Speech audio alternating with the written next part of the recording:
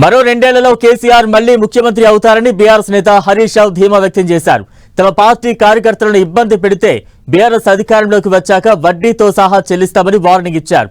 మొన్న జరిగిన సర్పంచ్ ఎన్నికల ఫలితాలు చూసి ఎంపీటీసీ, జెడ్పీటీసీ ఎన్నికలు నిర్వహించడానికి కాంగ్రెస్ భయపడుతోందని విమర్శించారు.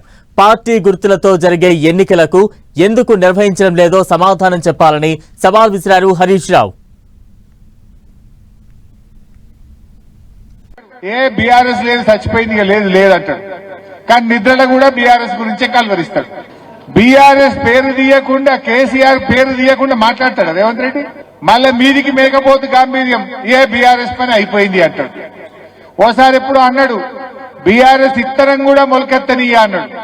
ఇత్తరం ఇక లేవది, బీఆర్ఎస్ ఇత్తరం మొలకెత్తనియ్యా అన్నాడు. బిడ్డ రేవంత్ రెడ్డి, బీఆర్ఎస్ పార్టీ ఇది ఒక ఉద్యమ పార్టీ. తెలంగాణ ప్రజల గుండెల్లో పుట్టినటువంటి పార్టీ బీఆర్ఎస్ పార్టీ.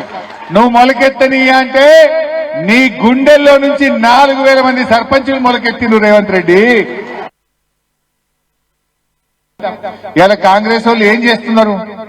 ఏదన్నా మంచి పని ఒకటన్నా అయిందా? అందాల పోటీలు పెడతారు. ఎవరికి పనికొస్తాయి అందాల పోటీలు? 100 కోట్లు ఖర్చు పెట్టి అందాల పోటీలు పెడతాడు రేవంత్ రెడ్డి. 100 కోట్లు ఖర్చు పెట్టి ఫుట్బాల్ ఆడతాడు రేవంత్ రెడ్డి. నువ్వు ఫుట్బాల్ ఆడితే మాకేమొస్తుంది? నిన్ను ఫుట్బాల్ ఆడే రోజులు దగ్గరలోనే ఉన్నాయి బిడ్డ రేవంత్ రెడ్డి. నువ్వు ఫుట్బాల్ ఆడు కాదు, నిన్ను ఫుట్బాల్ ఆడతారు తెలంగాణ ప్రజలు.